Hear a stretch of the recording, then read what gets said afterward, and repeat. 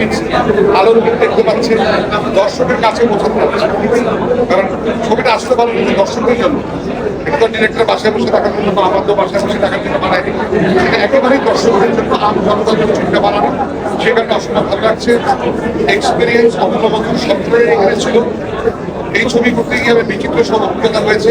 একটি ছবিকে এত সমস্যা করতে পারে আমার কোনো ধারণা ছিল না। বাট আমি খুবই আশাবাদী এবং হ্যাপি একটা জায়গায় এইগুলি মানুষের জন্য ওনাদের পজিটিভিটি দ্যাটস রিয়েলি অ্যামেজিং। আর আমি এরকম ভাবিতে পারা মানুষ আমি আমার ক্যারিয়ারে দেখি। এই পরিমাণ সমস্যার ভেতর দিয়ে রেখেছি, আমি সবাই প্রথম দিনে পালিয়ে যেতাম।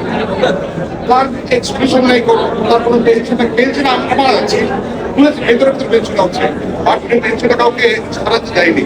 নেগেটিভিটি কোনো নেই। আবারও সে দোষা এত সমস্যা করে বলতে একটা ওয়ান্ডার জার্নি আমরা শেষ করেছি। এখন জার্নি শুরু হচ্ছে দর্শকের সাথে।